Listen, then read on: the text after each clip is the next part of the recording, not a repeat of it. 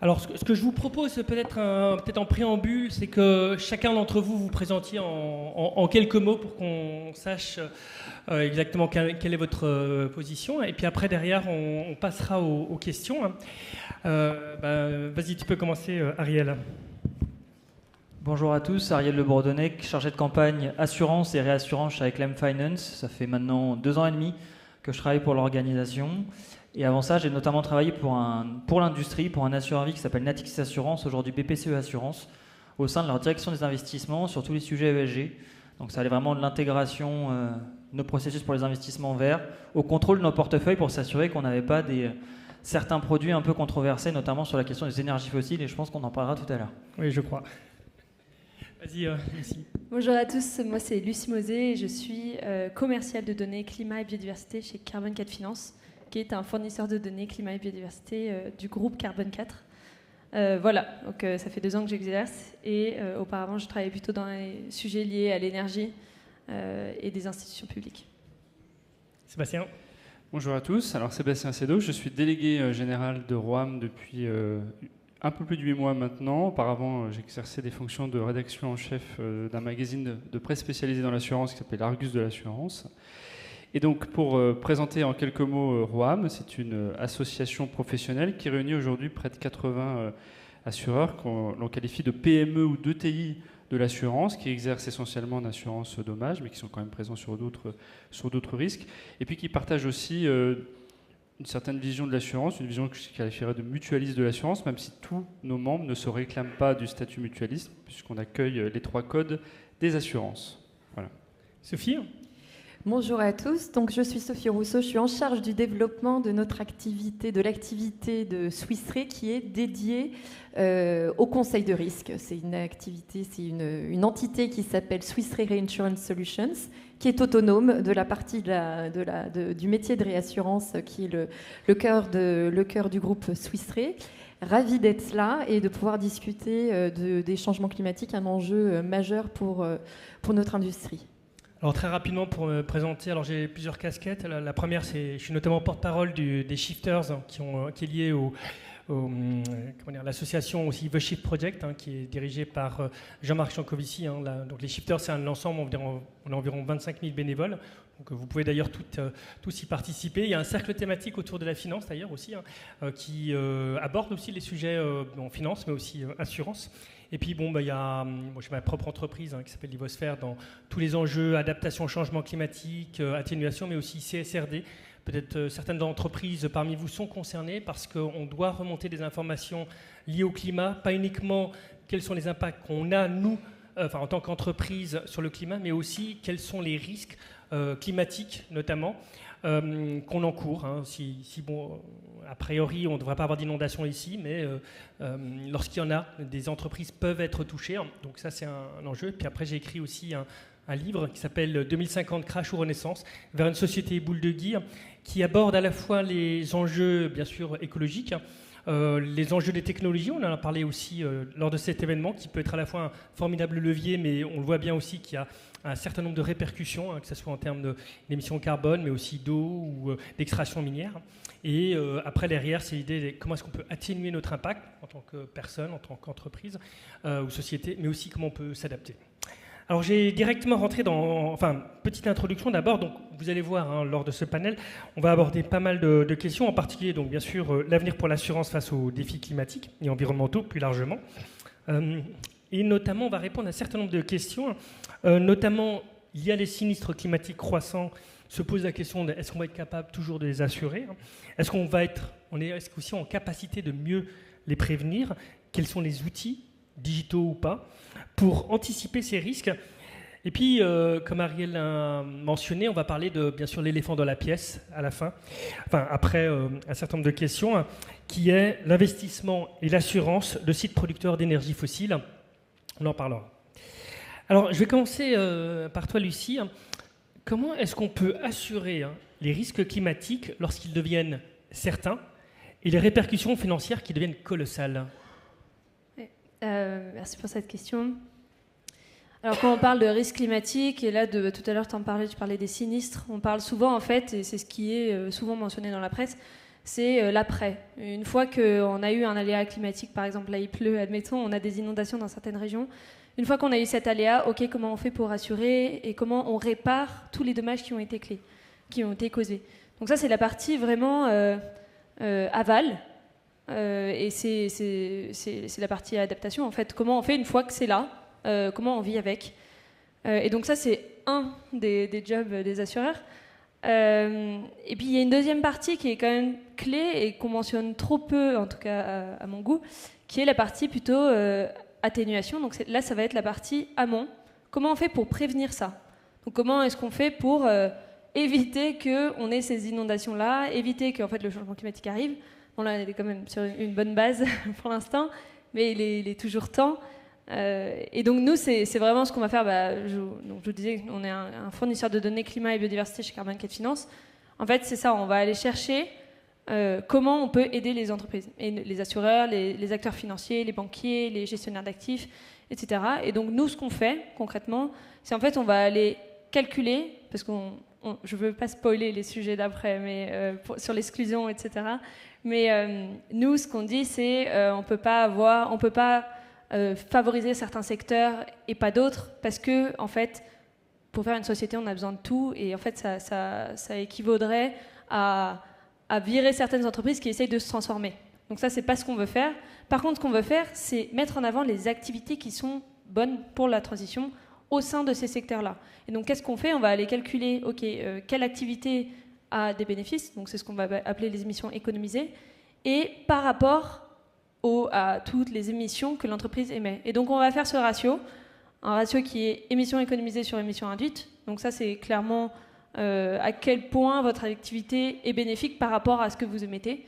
Et nous, c'est ça que derrière, on va insérer chez les financiers pour les aider en fait, à piloter cette partie amont qui est plutôt basée sur l'atténuation. Oui, on voit toute l'importance effectivement des chiffres et d'avoir aussi des données qui soient fiables pour qualifier notamment un portefeuille, aussi bien sur la partie atténuation mais aussi risque. D'ailleurs, ça me fait une bonne transition avec toi, Sophie, parce que en tant que réassureur, je pense que la plupart d'entre vous savez ce que c'est qu'un réassureur, hein, parce que la plupart des assureurs, mais tu pourras le préciser, se réassurent auprès de gros réassureurs, en particulier pour les gros risques. Donc, vous agrégez beaucoup de données d'assureurs. Quels sont les types d'outils que vous mettez à leur disposition pour mieux évaluer leur portefeuille de risque climatique? Alors, il y a des gros réassureurs, il y en a des plus petits aussi. Je pense que c'est les mêmes profils qu'on peut retrouver chez les acteurs de l'assurance. Donc, comme j'évoquais, Swiss Re Reinsurance Solutions s'appuie en fait sur les données qui ont été collectées depuis 160 ans d'années d'existence du groupe Swiss Re. On a une myriade d'informations que nous avons pu glaner au cours de notre existence en prenant des risques, en prenant notre part de risque ou de réassurance, en faisant de la souscription. Donc toutes ces données, on peut les mettre à disposition de nos clients. Alors quand on parle de clients, oui, certes, nos cédantes, évidemment, et là, dans le contexte du renouvellement des traités que je n'évoquerai pas, parce que je n'ai pas le mandat pour, on travaille beaucoup avec des cédantes, avec des assureurs, mais on travaille aussi avec d'autres entités financières. Et on travaille également avec des corporates qui sont intéressés de comprendre l'exposition de leurs assets sur toute la chaîne de valeur, par exemple opérationnelle ou sur leur supply chain. Toutes ces informations, donc on a une spécialité évidemment dans notre engagement sur les catastrophes naturelles. On la met à disposition selon différents modèles. Alors tout bêtement, un enrichissement d'un portefeuille, ce qui peut permettre déjà d'avoir une vue un peu plus fine de ces zones d'exposition ou de sous-exposition, potentiellement de se comparer au marché, de prendre des décisions sur des grands axes stratégiques. Quelle politique de diversification on veut opérer, quel développement commercial sur tel produit, comment assainir un portefeuille potentiellement. Si on arrive avec ces données climatiques d'aujourd'hui et aussi en prospective par rapport au climat de demain ou de 2100, en prenant en compte les différents scénarios qui sont issus du GIEC par exemple, si on couple ça à des données concernant l'attribut de l'habitat, par exemple, on arrive à avoir un score ou des informations de vulnérabilité pour tel ou tel asset. Donc ça, ce sont des problématiques sur lesquelles vraiment on se positionne. Donc en mode très pratique, un document Excel, un CSV. En mode un peu plus technique, avec une API qui va venir donner cette vision au moment de la souscription pour l'assureur, afin de l'aider à sélectionner son nouveau risque. Oui, ce qui signifie aussi être capable ou demander au client final un certain nombre d'informations qui vont permettre de mieux qualifier les risques de sinistre en fait. Alors actuellement, un bon nombre d'acteurs demandent un certain nombre déjà d'informations.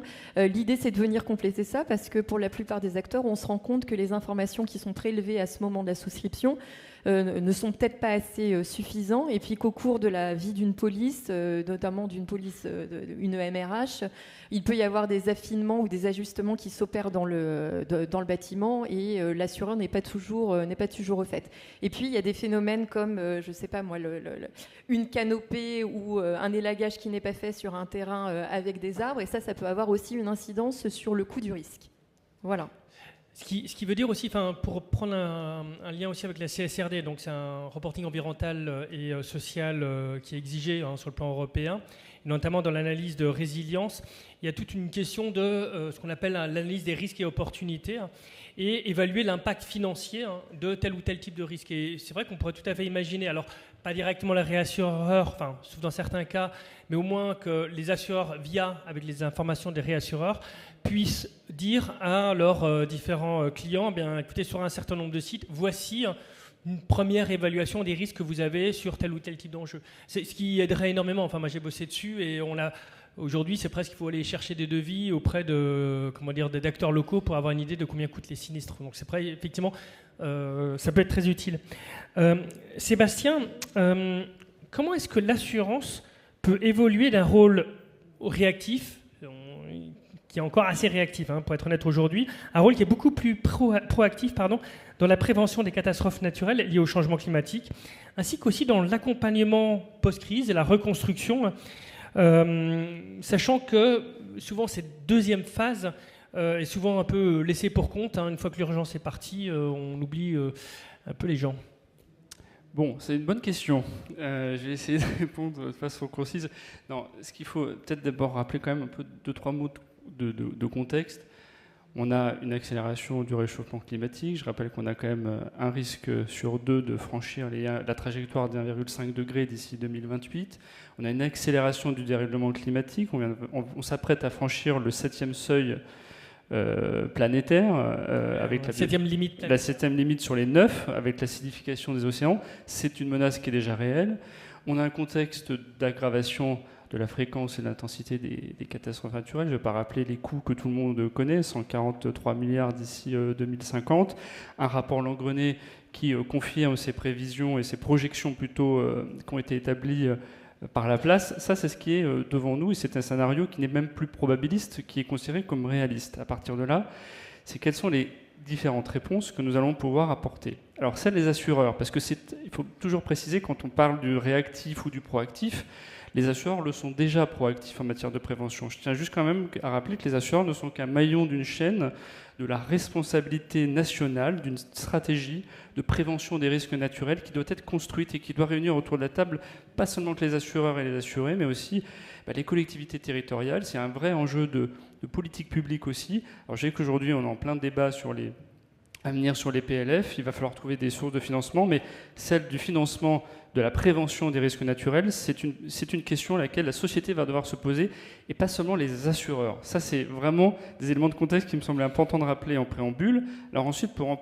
rentrer précisément dans la question, sur la prévention, sur la stratégie d'une prévention, je pense qu'en santé, par exemple, on a imaginé... Il y a 3 niveaux de prévention. On appelle prévention primaire, prévention secondaire, prévention tertiaire. Je trouve qu'on devrait s'inspirer de ce qu'on fait en santé publique et imaginer aussi que pour les risques naturels, les risques climatiques, on devrait se pencher sur 3 niveaux de prévention. Ces 3 niveaux de prévention-là, prévention primaire, c'est l'atténuation, les facteurs d'atténuation risque. Vous avez décrit ce que tu as décrit tout à l'heure. C'est dès la construction, on analyse les sols. Est-ce qu'on est sur un sol argileux ou pas? Est-ce qu'on est confronté à un risque élevé de RGA? Ça, c'est des questions qu'il faut se poser au moment où on accorde le permis de construire. Donc les facteurs d'atténuation, ils sont dès ce niveau de prévention que je qualifierais de primaire. Puis après, il y a la prévention secondaire. C'est une fois qu'on a des premiers symptômes, d'une certaine façon, c'est comment on les traite tout de suite. C'est comment on n'attend pas forcément la survenance d'une catastrophe naturelle pour se dire, là, on avait peut-être un facteur d'amélioration des travaux de rénovation énergétique à mener, etc. etc. Et puis en plus, troisième volet, pardon, cette fois-ci, c'est ce que j'appellerais la prévention tertiaire. C'est malheureusement une fois que le sinistre est survenu, c'est comment on répare, comment on reconstruit, comment on finance ces reconstructions, quels matériaux on réutilise, comment on se lance dans une étude peut-être plus précise de géotechnique des sols. On s'appuie sur des études précises. Il y a des lois qui ont été votées, qui sont entrées en vigueur, la loi Elan notamment. Je pense qu'on peut même aller un tout petit peu plus loin. C'est d'ailleurs une préconisation du rapport Langreney. Et donc je pense que là, on a quand même des pistes pour faire en sorte que cette prévention à 3 étages, dans lesquels les assureurs ont une part, bien sûr, importante à jouer dans le dispositif, mais pas la seule. Je pense qu'on peut là trouver des premiers éléments de réponse. On pourra peut-être d'ailleurs en parler sur le rapport Langreney, mais en tout cas, on a déjà de quoi faire. Et je ne vois pas réduire aussi la question de la prévention à la seule question du financement. Il y a quand même plein d'autres pistes à explorer. Alors c'est vrai, les assureurs, bon, bien sûr, vous n'êtes pas seul dans la chaîne. Vous pouvez d'ailleurs aussi être aiguillon sur un certain nombre de sujets. Alors, c'est un peu par hasard, quand j'étais dans le salon, j'avais échangé avec une personne que je connais depuis un certain temps, qui était à la Maïf, et qui m'avait expliqué qu'ils avaient mis en place un service qui s'appelle Aux Alentours, et qui permet justement, on met son adresse, et on a un certain nombre d'informations sur les risques auxquels on fait face. Mais un point, parce que ça je l'ai vu aussi sur Géorisque, alors c'est un autre site public, mais le point qui est très intéressant, c'est l'étape qui suit, parce qu'ils peuvent aussi vous accompagner. Alors je crois que c'est Mayan Labs, mais il peut y avoir d'autres prestataires qui vont aller chez vous et qui vont vous dire, par exemple, tiens, faites gaffe parce que le parquet en bois, il y a des risques, ou les prises électriques, vous devriez peut-être les mettre en hauteur, etc. etc. Enfin, vraiment de l'accompagnement direct. Alors ça demande un certain temps, et je sais qu'il y a un financement aussi qui est réalisé, d'après ce que j'ai compris aussi, par la Maïf, surtout pour les personnes qui sont les plus défavorisées. Mais je pense qu'effectivement, le fait d'aller aussi loin pour les particuliers, je crois qu'il y a aussi la même initiative pour les collectivités, ces territoires et prévention, le fait d'aller aussi loin et de rentrer concrètement, ça ça change la donne, et sans doute ce type d'initiative, je ne sais pas si parmi d'ailleurs chez vous ça se passe. Si. Alors vous évoquiez tout à l'heure dans la question le cas de la situation des personnes non assurées. Nous, c'est clairement une situation qu'on voudrait. Pour nous, c'est le scénario du pire, celle de la renonciation à l'assurance ou celle de l'auto-assurance, considérant qu'on n'aurait pas les moyens d'accès à cette couverture. Donc c'est l'antithèse de la démutualisation, et c'est l'antithèse du principe même du régime des catastrophes naturelles de solidarité nationale qui existe depuis plus de 40 ans maintenant. Donc cette renonciation finalement à l'assurance, c'est la fausse bonne idée, et parfois c'est une solution extrême à laquelle se tournent certains assurés, particuliers, entreprises ou collectivités territoriales, puisqu'elles aussi sont concernées par les problématiques d'assurabilité. Ça serait une erreur. En revanche, c'est là où j'en reviens à notre rapport Langreney, il y a quand même des pistes pour faire en sorte que on puisse, lorsqu'on n'a pas forcément des moyens, ou des revenus plus modestes, qu'on puisse malgré tout bénéficier de financement de travaux, soit à prêt à taux zéro, soit sous forme de crédit d'impôt aussi, pour permettre de récupérer dans le temps et de lisser, mais de faire en sorte où il y a des dotations aussi de fonds de solidarité qui peuvent exister, à la manière d'un fonds Barnier qu'on pourrait tout à fait étendre, de faire en sorte qu'on ne laisse personne et qu'on n'arbitre pas entre couverture ou non. Oui, et puis potentiellement, je ne sais pas si il faut voir sur le plan économique si ça tient, mais que le financement de certaines opérations ou travaux puisse être aussi réduire la prime, parce qu'effectivement le risque est plus faible. Mais ça, évidemment, ça se calcule, c'est peut-être pas si simple que ça. Bon, on aura l'occasion d'en discuter. Alors, après Sébastien, Pardon, je me suis trompé, c'est plutôt à Ariel. Évidemment, on en parlait ici, hein, il y a une multiplication de catastrophes naturelles, une explosion des coûts des sinistres. Il y a, maintenant, ça fait quelques années, mais notamment Henri de Castres, qui était à la tête d'AXA pendant un temps, disait qu'un monde à 4 degrés était inassurable. Est-ce qu'on doit s'attendre à ce que les compagnies d'assurance et de réassurance fassent faillite dans les années à venir ? C'est une très bonne question, encore une fois, et je ne vais pas rajouter à ce que Sébastien a déjà dit sur le contexte dans lequel on est en train d'évoluer en ce moment. Juste pour rappeler quelques chiffres qui nous paraissent très intéressants, nous, quand on regarde les phénomènes en cours sur le secteur de l'assurance, il faut savoir qu'en 30 ans, entre 90 et 2020, les assureurs dépensaient, une fois tous les 10 ans, plus de 100 milliards pour indemniser les catastrophes naturelles. Donc une fois tous les 10 ans, en 30 ans, entre 90 et 2020. Depuis 2020, ce seuil-là, il a été dépassé en 2021, en 2022, en 2023, et cette année, je pense, on risque encore de dépasser ce seuil des 100 milliards d'indemnisation liées au CatNat. Face à ça, est-ce qu'on a des assureurs qui sont en risque de faillite ou pas ? Alors après, moi, je vais m'intéresser aux très gros assureurs et réassureurs. C'est ceux qu'on regarde vraiment. C'est là où on souhaite avoir de l'impact chez Reclaim Finance en tant qu'ONG pour les faire changer sur certaines questions. On va s'intéresser au top 10 assureurs et réassureurs européens. Nous, ce qu'on voit aujourd'hui, c'est que finalement, ils ne sont pas tant touchés que ça. Et votre question, elle ramène à est-ce que finalement les assureurs sont victimes du dérèglement climatique ? Alors oui, dans certains cas, ça arrive. On a un phénomène qui peut détruire un assureur local sur une petite région. Mais finalement, les très gros, qui sont partout, ils mettent en place d'autres mécanismes pour se protéger. Aux États-Unis, par exemple, les 3 plus gros assureurs habitation, dans certains États de Californie, notamment Californie, Floride, pour se protéger, la première mesure, c'est de sortir du marché. On arrête de fournir des nouveaux contrats habitation à nos clients. Ça, c'est une première mesure. Deuxième mesure, on augmente drastiquement nos prix sur certains contrats, les contrats qui sont les plus touchés notamment. Et là, pour vous donner un exemple, le réassureur français Score, donc qui a des cédantes qui sont des assureurs, en 2022 a fait un résultat négatif. La première mesure, pour renouer avec la rentabilité. Donc là, on pourrait se dire Score, on va peut-être faire faillite. Non, on en est très très loin. Première mesure, on augmente de 70% nos couvertures de traités de réassurance aux États-Unis, 40% en Europe. Donc il y a quand même on voit quand même qu'ils trouvent des boucliers assez facilement pour se protéger de ces catastrophes naturelles. Et un indicateur qui est très pertinent, c'est le ratio de solvabilité. On s'est intéressé toujours à cet échantillon du top 10 en Europe. Le ratio de solvabilité des assureurs en 2023, il est de 180% sur un échantillon des plus gros, et chez les réassureurs, 270%. Donc on en est quand même très loin de victimes. Vous voulez dire que plus il y a de réchauffement climatique, mieux sont les assureurs, c'est ça que vous voulez dire ? Alors ça, c'est un peu provocateur. Je suis taquin là. Mais effectivement, je souhaitais en parler un peu de ces phénomènes à l'œuvre. On voit que finalement, les résultats des assureurs et des réassureurs continuent de progresser au cours des années, malgré ce contexte. Et notamment, si on regarde le cours de bourse, le top 10 qu'on a analysé, le cours, il a fait x2 entre 2002 et aujourd'hui, alors qu'on a des risques qu'on grandit. Et c'est encore plus pertinent chez les réassureurs, c'est x3.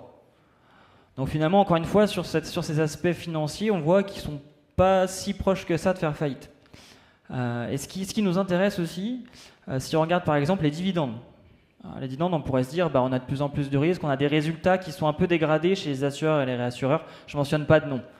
Mais ce qu'on voit, c'est que sur les dividendes, on a des dividendes qui ne cessent de progresser chez cet échantillon qu'on a analysé. Alors on pourrait se dire c'est le chiffre d'affaires qui grossit. Donc on est allé un peu plus loin, on a creusé un petit peu, ce qui nous permet de voir la part du résultat net reversé en dividende, c'est ce qu'on appelle le payout ratio. On a regardé ce ratio-là chez toujours le même top 10. Ce qu'on voit, c'est que le payout ratio, il a pratiquement doublé sur notre échantillon chez les assureurs et réassureurs. Et pour vous donner un ordre de grandeur, aujourd'hui, un AXA, je vais donner un nom, mais on n'en a pas sur le panel. Un AXA, aujourd'hui, 60% de son résultat net est reversé sous forme de dividendes. Et ce n'est pas 60% qui revient aux actionnaires, c'est 75%, puisque vous rajoutez à ça le rachat d'actions. Donc finalement, ce qu'on voit dans les mouvements à l'œuvre, on a plutôt des assureurs, pour certains, surtout les cotés, je ne parlerai pas des mutualistes, qui prennent aux assurés et qui donnent aux actionnaires. Et peut-être pour conclure sur cette question, est-ce qu'ils font faillite ? Même dans les années qui sont très douloureuses pour certains assureurs et réassureurs, et je prends encore l'exemple de Score, en 2022, Score, c'était moins 300 millions de résultats nets, et pourtant, le score a quand même versé du dividende à ses actionnaires. Donc je pense qu'on en est encore très loin de cette situation de faillite. Et il va falloir, pour les assureurs qui nous parlent énormément de prévention, il y a des mesures qu'il va falloir mettre en œuvre et je pense qu'on va en parler juste après.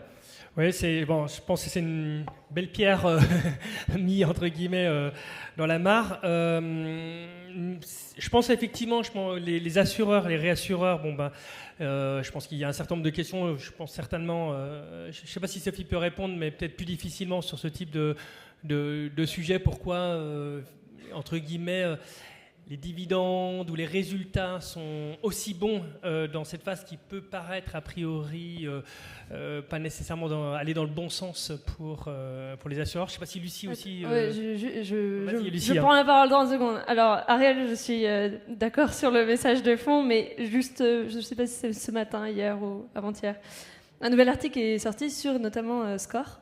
Et donc, la santé des réassureurs n'a jamais été aussi bonne. J'ai même le chiffre d'affaires de Swiss Re sous les yeux. Il vaut mieux que ça en faillite. Hein, mais... je ne vais pas donner de chiffres, mais en tout cas, quoi qu'il arrive, donc, jamais la santé n'a été aussi bonne. Des réassureurs, des réassureurs.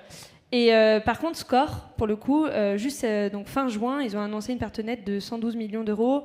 Et ils commencent à résilier pas mal leur santé c'est pas la forme en ce moment, pour parler franchement. Après, c'est vrai que pour les rassureurs, effectivement, en ce moment, il y a une santé incroyable. Et en fait, oui, on peut se dire, ok, plus il y a de sinistres climatiques, plus ça leur bénéficie, parce que du coup, ils peuvent augmenter les prix.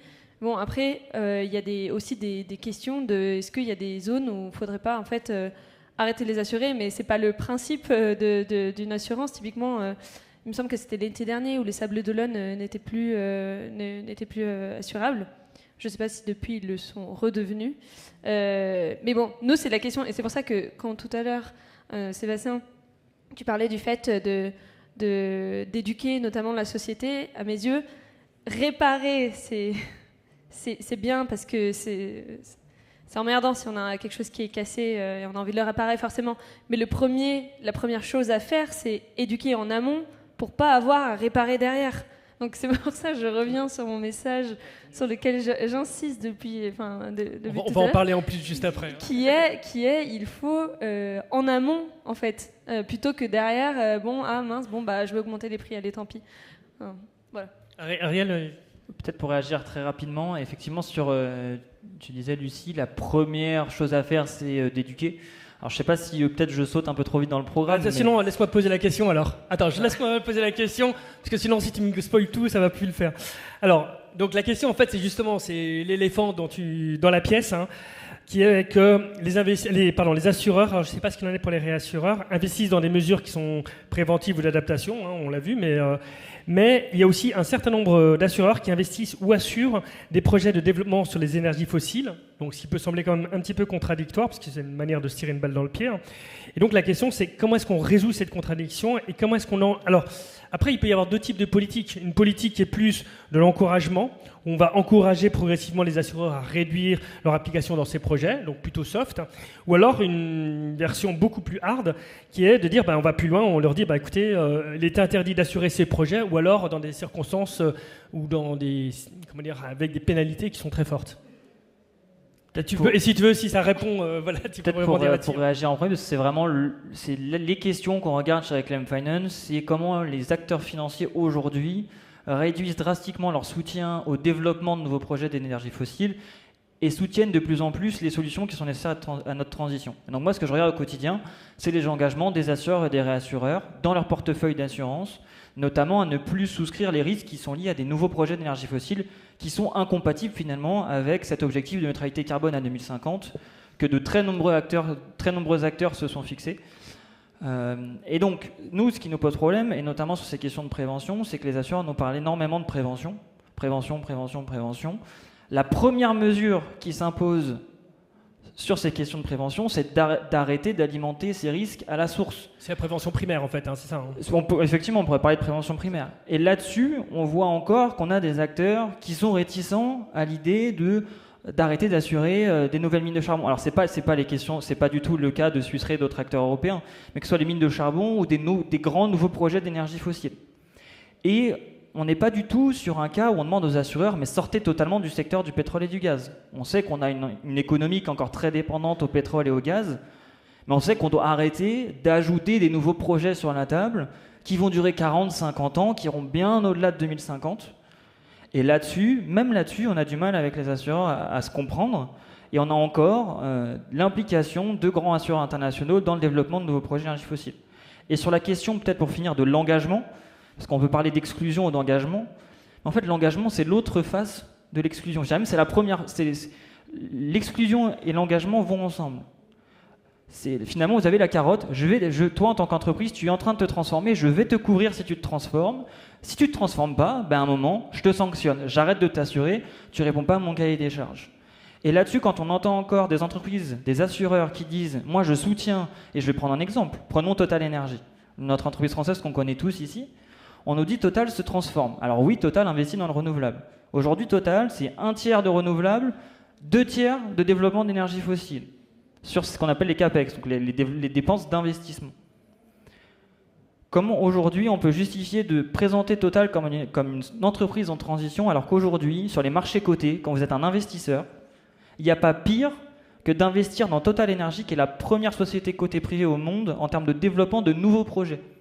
Et on nous présente Total en permanence comme la perle des énergies vertes françaises. Donc il y a vraiment aussi un discours à déconstruire sur cette question de transition. Oui, Sébastien. Alors, je vais rebondir et je vais aller pour le coup dans le sens, puisque nous on est totalement tranquille chez Roam, puisqu'on n'investit pas dans les puits de forage en Australie, où on ne soutient pas des projets à énergie fossile. Mais néanmoins, simplement pour préciser, il faut mettre un petit peu de nuance aussi. Il n'y a pas les assureurs, ce n'est pas une masse informelle qui représenterait une seule et même entité. Il y a quand même des nuances, des courants, il y a des logiques de taille. Quand on a une PME de l'assurance, c'est pas tout à la même chose qu'un groupe coté.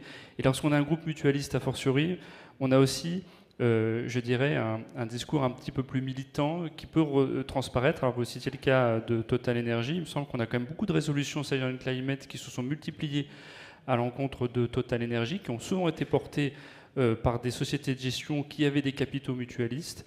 Donc ce ne sont pas encore des résolutions majoritaires, mais l'idée fait son chemin et je pense qu'on a quand même des activistes parmi les assureurs aujourd'hui qui peuvent peut-être faire bouger quelques lignes. Et puis, petite précision aussi, tu citais CSRD tout à l'heure, je pense que CSRD pourra être peut-être un instrument de transparence dans la communication aussi de ces groupes-là à l'avenir, puisqu'ils devront définir leur propre trajectoire de réduction des émissions, les fameux zéro, impact, risque, opportunité. Le changement climatique en est un, évidemment, pour les assureurs, et leur politique d'investissement va être passée au crible. On verra bien, peut-être à ce moment-là, la sincérité des démarches qui seront exprimées, et ceux qui auront pris le bon rythme et le bon tempo de réduction de leurs investissements qui soutiennent des projets fortement émettrices. Oui, Sophie. Oui, alors je me permets du coup de rebondir sur ce que vient de dire Sébastien. En fait, alors si je prends l'exemple de Swiss Re, oui, on est un gros acteur financier sur le sujet, mais je pense que depuis la fin des années 70, en fait, on s'est mobilisé, on a été vocaux sur cette problématique de résilience et de protection de l'environnement avec un premier rapport à l'époque en 1979. Sur le sujet. Donc c'est quand même une problématique qui est ancrée. Alors certes, on n'est pas arrivé à la neutralité carbone, on la fixe pour 2050, c'était les engagements que tu as donnés il y a quelques instants, Ariel. Pour nos activités, pour nos opérations propres, on estime qu'en 2030, on sera complètement clair sur cette partie-là, mais par contre, tu as raison, on estime qu'en 2050, pour tous les investissements et toutes les politiques de souscription, nonobstant, on accompagne, j'ai envie de dire, par trois biais, ces enjeux-là. Premièrement, l'exercice de CSRD que tu mentionnais, effectivement, il est sain parce qu'il permet de se projeter et pas forcément. Alors qu'importe en fait le point de départ, ce qui est intéressant, c'est la trajectoire et de s'assurer qu'on ne fait pas marche arrière. Alors après, effectivement, sans parler de politique de greenwashing de certains, etc., ce qui va être intéressant, c'est de rendre public toutes ces trajectoires et que les associations continuent à mettre les acteurs devant leurs contradictions. Oui, puis, parce que ce qui peut arriver, c'est que une trajectoire sur 5 ans, ça soit la même, je dirais, d'une année sur l'autre, de telle sorte qu'on aura on fait du surplace, quoi. Donc c'est pour ça qu'il faut aussi se mettre une limite. 2050, en fait, oui, c'est demain, c'est loin, on ne sait pas, ça va dépendre de quel prisme, avec quel prisme on regarde ça. En tous les cas, chez Swiss Re, c'est quelque chose sur lequel on s'engage. On s'engage aussi à travailler avec certaines de nos cédantes pour alors, sur une autre façon. On parlait de reporting de data tout à l'heure, je voudrais peut-être rebondir là-dessus. Nous, tous les outils qu'on a mis en place pour comprendre notre exposition vis-à-vis de notre empreinte carbone, vis-à-vis de la biodiversité, etc., on le met à disposition de nos partenaires afin qu'ils comprennent eux-mêmes, au-delà de la partie taxonomie, c'est bien parce que ça va forcer tout le monde à se poser la question, en fait. Mais c'est pas une finalité. Peut-être préciser un peu la taxonomie, parce que peut-être tout le monde n'est pas au courant de ce qu'il s'agit. Alors, je vais me faire aider par mes comparses. La taxonomie, en fait, c'est tout un système, toute une demande de régulation ou de reporting qui doit être effectué pour comprendre son empreinte sur les émissions à effet de serre de son portefeuille, de ses activités propres, etc. Donc, en fait, sur tout son portefeuille... Oui, c'est un système de classification, réglementation européenne. Effectivement, réglementation européenne. Qui permet de savoir si c'est durable. Si par exemple on investit dans le pétrole, c'est pas super durable. Et puis si on investit par exemple énergie renouvelable ou d'autres, ça l'est nettement plus. Donc ça permet de classifier le portefeuille effectivement. Et donc en fait, selon le profil de l'entreprise, selon le profil de l'assureur, selon les pays, en fait, il y a un calendrier de mise à disposition de ces informations aux régulateurs. Voilà. Donc il y a une première grande échéance qui arrive bientôt, il me semble, au 1er janvier. Certains grands groupes en avance de face sont déjà prêts en fait, mais je pense que l'important là, encore une fois, c'est la trajectoire. Je suis d'accord qu'il faut qu'elle soit quand même un petit peu, qu'elle soit challenging, qu'elle remette en question des modèles, mais tout ne pourra pas être fait. Et puis le troisième point que je voulais aborder, c'était le rôle du réassureur dans l'accompagnement des risques qu'il prend. Et donc là, je pense que si je reprends l'exemple de Swiss Re, depuis l'année dernière, en fait, tous les investissements sur nos traités, sur nos activités facultatives doivent être la plus basse en émissions carbone. Alors, il reste environ un peu moins de 3 minutes, mais je voudrais vous laisser soit Sébastien, Lucie et Ariel. Peut-être justement dire un dernier point, un message que vous vouliez peut-être dire, parce que j'ai plein d'autres questions, mais ça va être compliqué de les poser. S'il y a peut-être un message ou d'autres choses que vous vouliez dire qu'on n'a pas encore eu l'occasion de dire. Du coup, je vais juste rebondir en 1 minute sur ce qui a été dit tout à l'heure, mais c'est juste pour... du coup, Ariel, quand tu nommais ce grand géant pétrolier qui est français, justement, le fait de calculer en fait une sorte de ratio sur qu'est-ce qu'ils font bien par rapport à qu'est-ce qu'ils font tout court. Donc par défaut, on vit, donc on émet des émissions, quoi. Et c'est important de regarder ça en fait, de regarder un ratio qui puisse nous dire par rapport à ce qu'ils disent qu'ils font bien, comment ils font les choses. Et c'est pour ça que là, à ce moment-là, on voit le 1/3 de renouvelables par rapport aux 2/3 de fossiles. Et donc là, on voit clairement avec un ratio, c'est un indicateur... franchement, on a juste à regarder comme ça et c'est très parlant. Et le deuxième point sur lequel je voulais rebondir, c'était la CSRD. Certes, c'est une grande avancée, c'est super. Après, il y a encore ce petit truc sur lequel en fait, les groupes vont pouvoir un peu se dédouaner. Il y a un petit risque de greenwashing, encore une fois, c'est la notion de matérialité. Ils vont pouvoir définir si oui ou non ils estiment qu'en fait c'est impactant ou pas l'activité. Ouais, sur le plan climatique, ça ils n'ont pas trop le choix, c'est obligatoirement. Oui, peut-être biodiversité alors. Mais on n'est pas encore, et encore une fois là, il y a les premiers résultats qui sont sortis. Il faut encore que ce soit fait et que ce soit rempli à 100% par rapport, à toutes les attentes. Et du coup, juste pour conclure, mon message final, c'est qu'il faut il faut anticiper les choses, il faut regarder en amont, parce que c'est pas en réparant non-stop, en mettant des pansements sur les hémorragies qu'on va vraiment réussir à changer les choses. Et donc c'est vraiment anticiper et voilà. Donc, alors, j'aurais pu effectivement reparler on n'a pas parlé de l'échelon européen, des fonds de cohésion, pour montrer qu'il y a des schémas publics-privés et que la réponse n'est pas 100% en privé. Mais je voudrais terminer peut-être juste en forme de clin d'œil, parce que quand on pense risques climatiques et environnementaux, c'est le thème de cette table ronde, on pense souvent assurance dommages. Et je voudrais aussi qu'on imagine que les mutuelles santé, c'est aussi un genre d'enjeu, la santé environnementale, c'est aussi un des risques sous-jacents auxquels les assureurs, et donc en particulier les complémentaires santé, doivent se saisir. Je pense qu'on n'a pas encore imaginé la protection sociale durable qui tienne compte des risques sociaux écologiques. C'est aussi un sujet qui est devant nous et on aurait tort de le minimiser et de le réduire seulement à des sujets uniquement, même s'ils sont financièrement très coûteux, mais pour moi ce sont deux revers d'une même pièce. Voilà, je voulais simplement... Oui, et puis même de se dire qu'il y a aussi des bénéfices à agir dans un sens, parce que ça a un impact positif dans le domaine de la santé. Hein. On le voit, je sais pas, du vélo ou d'autres. Enfin bon, c'est un exemple un peu caricatural, mais il y en a plein d'autres. Ariel. Parce qu'on a dépassé le temps, mais donc... Non, mais vas-y, on va te laisser le temps de parler. Et c'est interactif, et je vais rebondir très rapidement et conclure ensuite. Je pense qu'il y a vraiment deux éléments à différencier quand on parle du secteur de l'énergie et de la transition qui est nécessaire. La première chose, c'est comment ces acteurs s'alignent avec les impératifs scientifiques. Et la science, elle est très très claire sur la question des énergies fossiles. Oui, on va réduire progressivement notre dépendance aux énergies fossiles.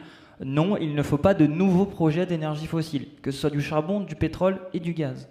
Et donc pour revenir sur ce ratio 1 tiers, 2 tiers, je ne parle pas des activités de Total Energy dans ses opérations au quotidien. Je parle de ces investissements futurs. C'est les nouveaux projets. Ces nouveaux projets, donc 2 tiers, est incompatible avec ce que nous dit la science. Et donc on n'est pas en train de dire Total arrêtez de faire du pétrole et du gaz. Total, ils ont déjà plein de projets qui vont être en opération pendant encore 30 ans. Et pour conclure, effectivement, c'est vraiment sur ces mesures de prévention. Reclaim Finance est vraiment spécialisé sur ces questions finance, expansion fossile, justice sociale et climatique. Et c'est hyper important que demain tous ces assureurs, et donc effectivement je dressais un tableau noir tout à l'heure, tous les assureurs ne peuvent pas soutenir via leurs activités d'assurance des nouveaux projets d'énergie fossile. C'est les très gros, notamment ceux qui sont cotés, les petits mutualistes, ils sont pas du tout, voilà, c'est pas du tout leur sujet. Mais par contre, pour les très gros qui disent faire de la prévention, faire de l'assurance inclusive, vouloir accompagner un maximum de clients dans la transformation pour les protéger, etc., la première mesure essentielle, c'est d'arrêter d'alimenter les risques qu'ils disent assurer. Et donc ça commence par cette mesure très simple, d'arrêter de soutenir les nouveaux projets fossiles, et ça ne demande pas de données. Et puis il y a une question de cohérence, y compris d'ailleurs pour les salariés ou pour les clients qui se disent attendez, je ne comprends pas. Au niveau politique, on a l'habitude de ça, mais pour une entreprise, lorsqu'on est client, c'est tout aussi gênant. Mais je veux dire, voilà, il y a des salariés qui sont à l'intérieur qui disent c'est ça ou c'est ça, c'est pas très clair. Donc je pense que sans doute, ça va évoluer. La pression notamment sociale des salariés en externe vont permettre effectivement de faire évoluer ces deux domaines. Merci à toutes et à tous, en tout cas pour votre intervention. C'était vraiment super intéressant. Merci beaucoup.